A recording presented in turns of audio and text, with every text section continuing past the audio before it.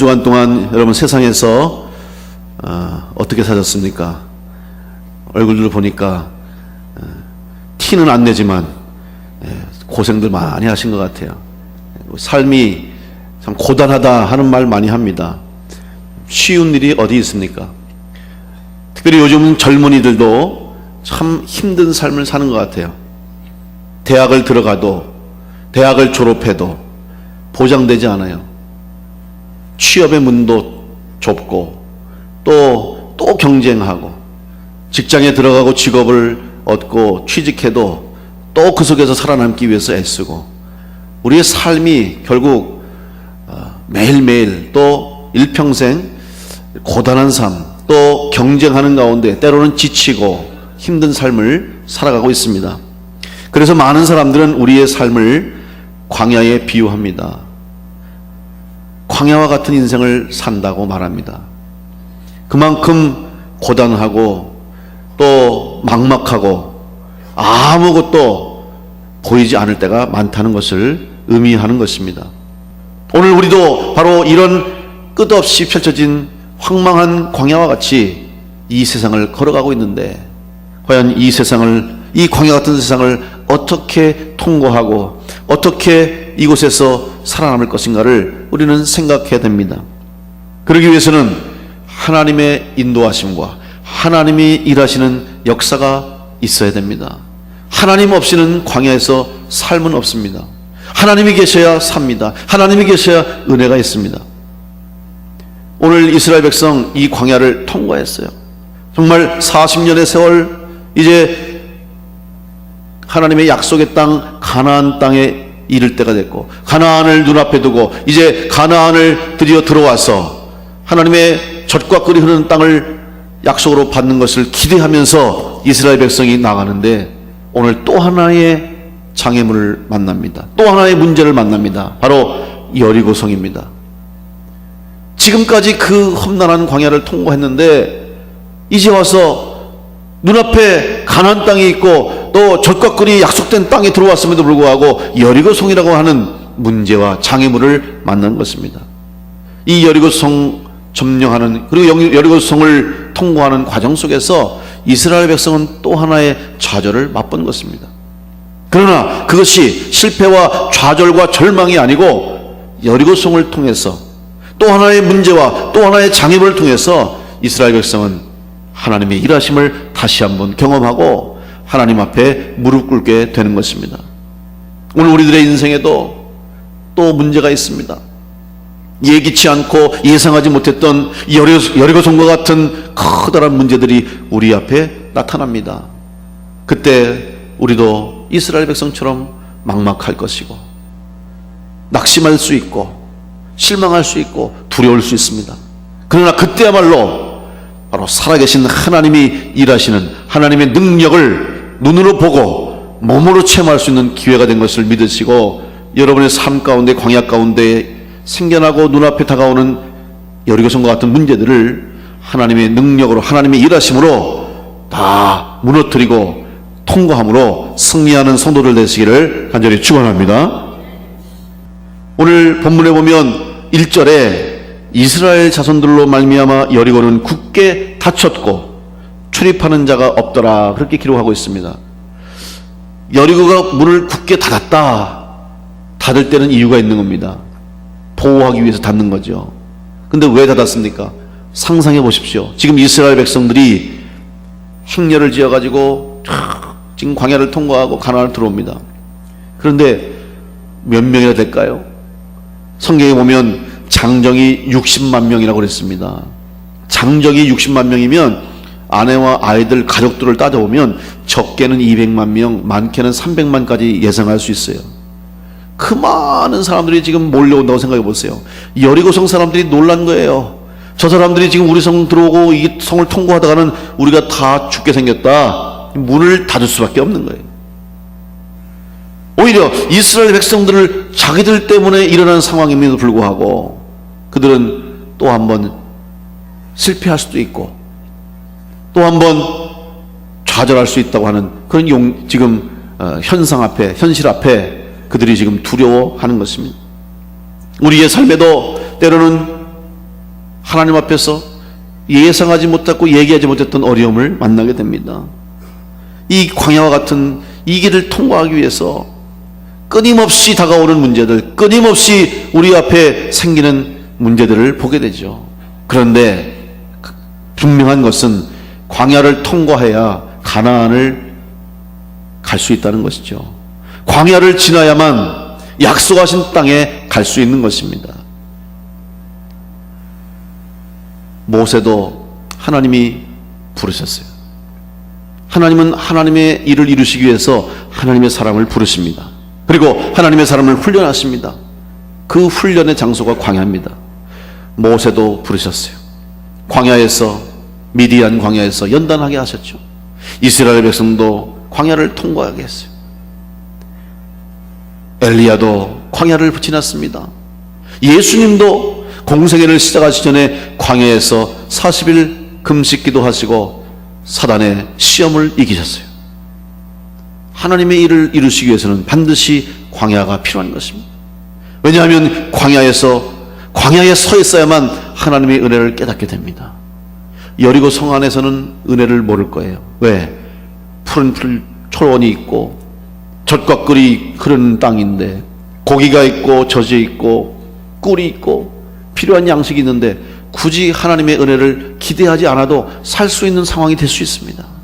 그렇기 때문에 그런 곳에서만 산다면 하나님의 은혜를 모를 수도 있어요. 잊을 수도 있어요. 그러나 광야에서는 은혜 없이는 살 수 없습니다. 하나님의 은혜가 없으면 살 수가 없는 곳이 광야입니다. 그래서 하나님은 이스라엘 백성들을 광야로 인도하신 것입니다. 오늘 여러분의 삶이, 지금 여러분의 상황이 혹시 광야와 같다면 하나님의 은혜를 얻기 위해서, 하나님의 은혜를 깨닫게 하시기 위해서, 하나님이 여러분에게 은혜 주시기 위해서 광야를 통과하시고 또 광야 가운데 서 있는 것을 알게 하시기 위해서, 뿐만 아니라 여리고로 가는 또 하나의 장애물을 통해서 하나님의 일하심을 보게 하시기 위해서 여러분 가운데 때로는 시험과 때로는 어려움과 때로는 광야와 같은 목마름과 갈증과 고통과 괴로움을 주시는 것을 믿으시고 그 속에서 하나님의 일하시는 역사가 여러분에게 보여지시고 체험케 되시고 깨달아지시기를 간절히 축원합니다. 우리는 하나님의 역사, 일하심을 볼 수 있습니다. 그러면 이 광야에서 하나님이 일하시는 역사하심을 보기 위해서 하나님이 이스라엘 백성에게 요구하시는 것이 있습니다. 하나님이 이스라엘 백성에게 요청하시는 것이 있습니다. 첫째로는 온전한 믿음을 원하셨습니다.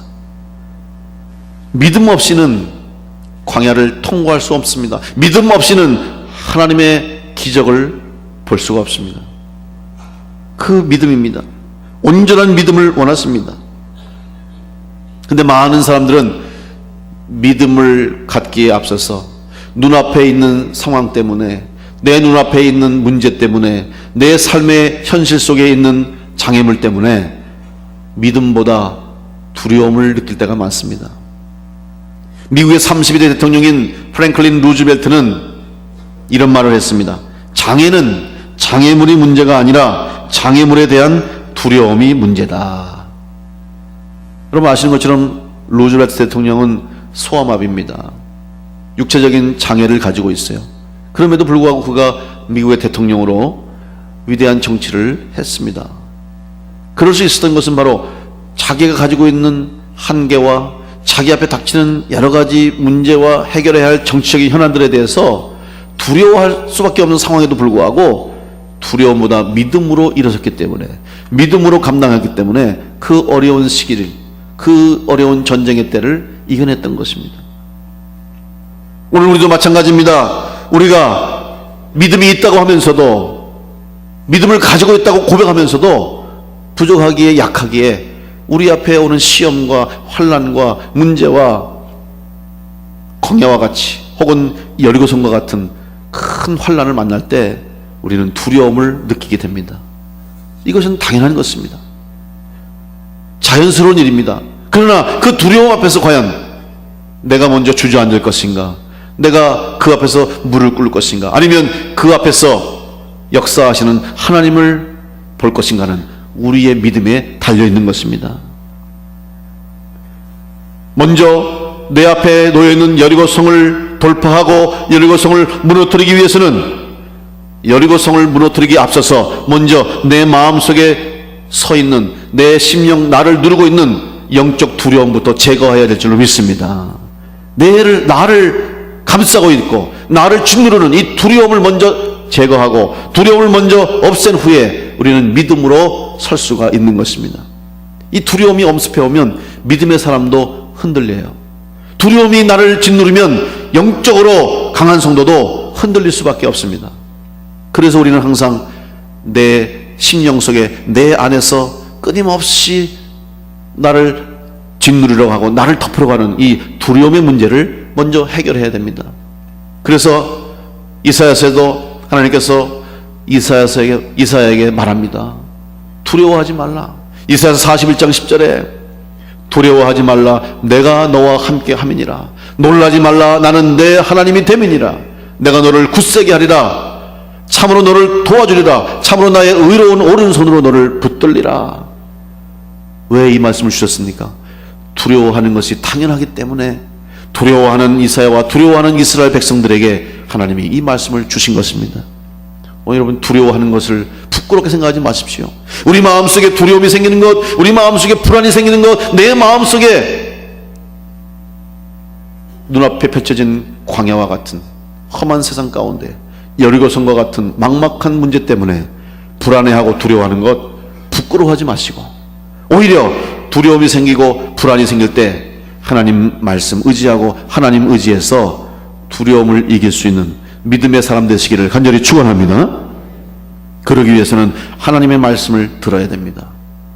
여러분, 하나님이 일하시는 방법이 무엇입니까? 하나님은 먼저 말씀하시고 말씀을 이루십니다. 반드시 먼저 말씀해 주시고 그 말씀을 이루셔요. 말씀한다는 것은 무엇입니까? 이 말씀을 너희가 믿으면 그대로 이루어진다는 것을 의미하는 거예요. 그런데 말씀이 있어도, 말씀이 나에게 임해도 내가 듣지 않고 혹은 믿지 않고 의심하면 그 말씀의 능력은 사라지는 거예요. 그러나 말씀이 임했을 때 아멘으로 말씀을 듣고 말씀을 믿고 고백하고 나갈 때 여리고성을 함락하게 되는 승리가 우리에게 주어지게 될 줄 믿습니다. 여러분, 믿는 믿음으로 하나님 말씀을 들을 때마다 믿고 여러분의 말씀으로 새기시고 영의 양식으로 삼으셔서 말씀의 능력으로 승리하는 성도들 되시기를 간절히 축원합니다. 요한일서 5장 4절, 무릇 하나님께로부터 난 자마다 세상을 이기느니라. 세상을 이기는 승리는 이것이니 우리의 믿음이니라. 여러분, 다 믿음으로 승리할 줄로 믿고 흔들림이 없는 담대한 믿음으로 이기는 하나님의 역사하심과 하나님의 일하심을 날마다 체험할 수 있는 믿음의 성도들 되시기를 간절히 축원합니다. 하나님이 일하시기 위해서 우리는 믿음으로 하나님 앞에 서야 됩니다. 또 하나, 하나님의 일하시고 역사하심을 체험하는 성도가 되기 위해서 우리는 하나님이 원하시는 것을 알 수 있습니다. 그것은 바로 순종하기를 원하십니다. 하나님 말씀을 믿는 자는 하나님의 말씀대로 순종할 수 있습니다. 순종은 믿는 자의 자세입니다. 그런데 그 순종, 끝까지 순종할 수 있어야 됩니다. 처음에 같은 모습으로 시작했어도, 처음에 순종한다고 나왔어도 끝까지 순종의 자리를 지키지 못하고 끝까지 순종의 길을 가지 못하면 결국 불순종으로 끝날 수밖에 없습니다. 오늘 여러분에게 하나님이 원하시는 순종의 모습이 무엇이고 여러분에게 원하시는 순종하며 나갈 길이 무엇인가를 알았다면 그 길을 마지막까지 끝까지 순종하며 걸어갈 수 있기를 간절히 바랍니다. 그런데 그 길이 왜 어렵습니까? 오늘 이스라엘 백성에게 하나님께서 여리고성을 함락하시면서 여리고성을 보면서 하나님의 방법을, 하나님의 계획을 알려주셨습니다. 그것은 뭐냐? 엿새 동안 성 주위 둘레를 하루에 한 바퀴씩 돌으라는 겁니다. 그리고 7째 날에는 7바퀴를 돌고 마지막에 함성을 지르라. 이것이 하나님의 방법이요 계획이었습니다. 이스라엘 백성들이, 아니 우리가 생각해도 과연 이것이 왜 필요할까? 아무리 생각해도 이해가 되지 않습니다. 지금 여리고성을 무너뜨려야 합니다. 성을 함락해야 됩니다. 다시 말하면 전쟁을 해야 됩니다. 싸워야 됩니다. 그런데 지금 도는 거예요. 여러분, 성을 돈다고 하는 것은 성 주변 가까이 가서 지금 둘레를 돌라 그랬어요. 주위를 돌아라고. 상당히 위험합니다. 위에서 공격할 수도 있어요. 위에서 돌을 던질 수도 있고 무기를 사용해서 공격할 수도 있어요. 죽을 수도 있어요. 이들은 지금 싸울 각오로 도는 게 아니에요. 그냥 도는 거예요. 아무 말도 하지 말고 침묵하면서 한 바퀴를 돌으라는 거예요. 이해되지 않지만 순종했습니다. 하루 한 바퀴 돌았어요. 첫째 날 돌았습니다. 둘째 날 돌았습니다. 셋째 날, 넷째 날, 다섯째, 여섯째, 6일 동안 아무 일도 일어나지 않았습니다. 여러분 같으면 어떻게 하시겠습니까? 돌 때마다 그래, 하나님이 무너뜨릴 거야, 하나님이 이기실 거야, 이런 마음으로 돈다면 참 좋았을 텐데, 어떤 분이 그러더라고요. 이스라엘 백성이 그 성을 돌 때마다 머리가 돌았을 거야, 그래요. 왜? 아니, 아무 일도 일어나지 않는데 왜 돌고 있지?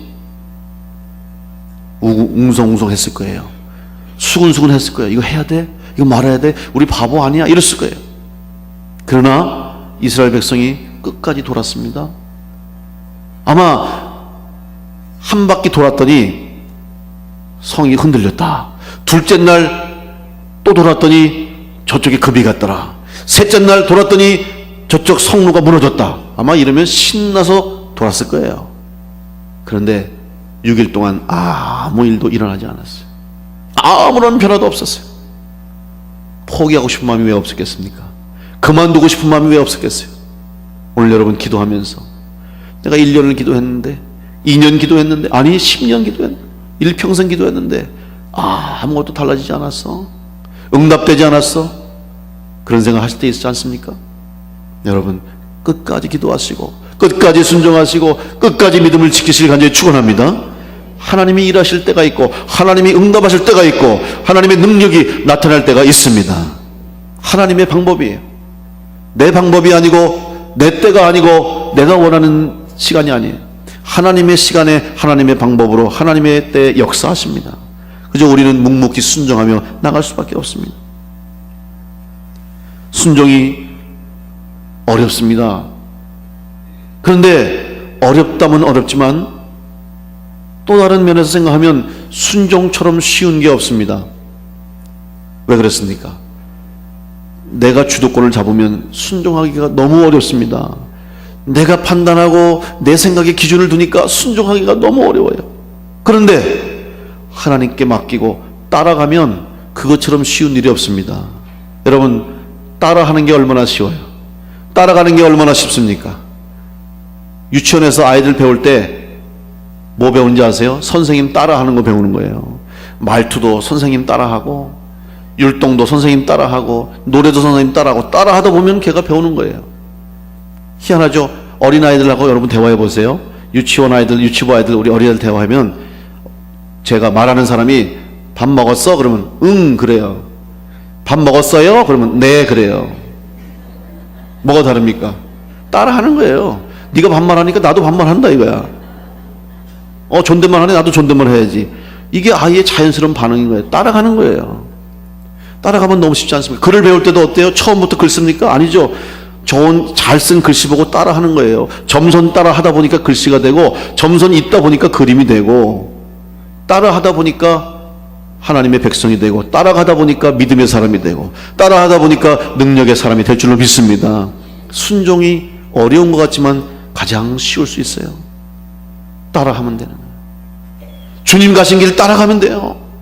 하나님의 인도하신 대로 목자 되신 하나님 따라가면 되는 거예요. 문제는 따라가지 못하고 벗어나니까 문제고 따라가지 못하고 돌아서니까 문제지. 여러분, 끝까지 따라갈 때 가나안 땅에 들어가는 축복이 우리 모두에게 임하게 될 줄로 믿습니다. 여러분, 순종하면서 그 길을 따라가시기를 간절히 축원합니다.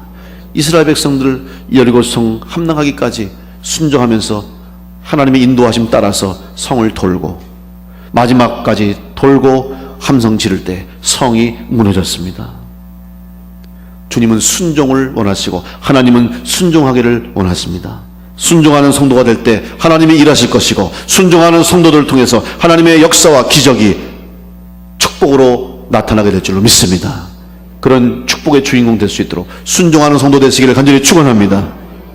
마지막으로 하나님이 우리에게 원하시는 것이 있습니다. 하나님이 일하심을 보여주시기 위해서 우리에게 원하시는 것이 있는데 바로 헌신하기를 원하십니다. 오늘 여호수아 6장 여리고성이 무너지는 이 말씀을 하면서 17절 18절에 하나님이 이스라엘 백성에게 요구하신 것이 있는데 그것은 뭐냐? 17절에 이 성과 그 가운데 있는 모든 것은 여호와께 온전히 바쳐라 그랬어요. 18절에도 너희는 온전히 바치고 그 바친 것 중에 어느 것이든지 취하여 너희가 이스라엘 진영으로 바치는 것이 되게 하여 고통을 당하게 되지 아니하도록 오직 너희는 그 바친 물건에 손대지 말라. 여러분, 전쟁을 한다고 하는 것은 전쟁에서 전리품을 얻을 수 있다는 것을 말합니다. 전쟁에 수확이 있다는 거예요. 오히려 그 전리품을 얻기 위해서 전쟁을 일으키기도 합니다. 땅이 필요할 때 전쟁해서 땅을 빼앗죠. 곡식과 양식이 필요할 때 전쟁을 해서 양식을 빼앗아 옵니다. 노예가 필요할 때 전쟁에서 그 땅을 차지하고 사람들을 노예로 삼습니다.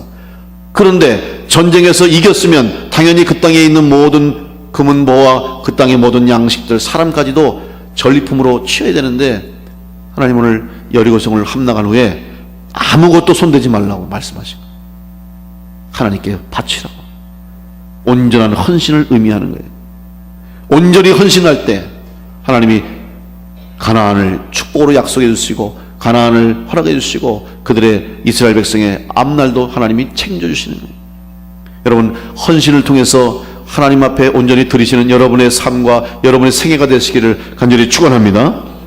헌신한다고 하는 것은 하나님이 주신 것이기에 하나님의 뜻이기에 하나님이 허락하셨기 때문에 우리는 기쁨으로 드릴 수 있는 것을 말하는 것입니다.